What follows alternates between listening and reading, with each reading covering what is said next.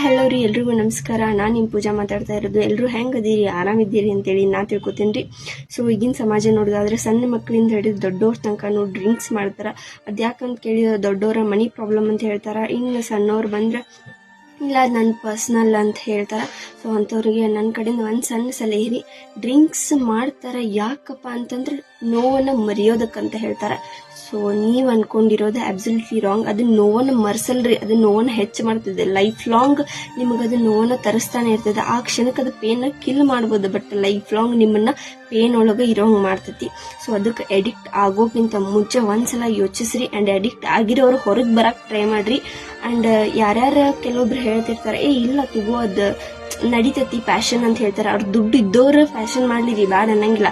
But ನಿಮ್ದು middle class family ಆಗಲಿ, ನಿಮ್ಮ ಫ್ಯಾಮಿಲಿ ಬ್ಯಾಕ್ಗ್ರೌಂಡ್ನ ನೋಡ್ಕೊಂಡು ನೀವು ಥಿಂಕ್ ಮಾಡ್ರಿ. ಯಾಕಂದ್ರೆ ಫ್ರೆಂಡ್ಸ್ ಮಾಡ್ತಾರಂತ ಎಲ್ಲ ನಾವು ಮಾಡೋಕ್ಕಾಗಂಗಿಲ್ರಿ. ನಮ್ಮ ಲೈಫ್ನ ನಾವು ನೋಡ್ಕೋಬೇಕಾಕೈತಿ. ಅದು ಡ್ರಿಂಕ್ಸ್ ಜೀವನ ಪೂರ್ತಿ ಸಫರ್ ಮಾಡೋದು ನಿಮ್ಮನ್ನ ಕೊಲ್ತೈತಿ.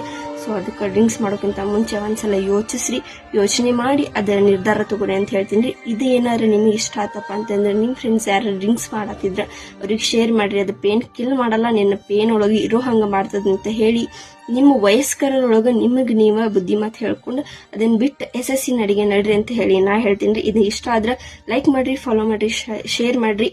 And thank you so much.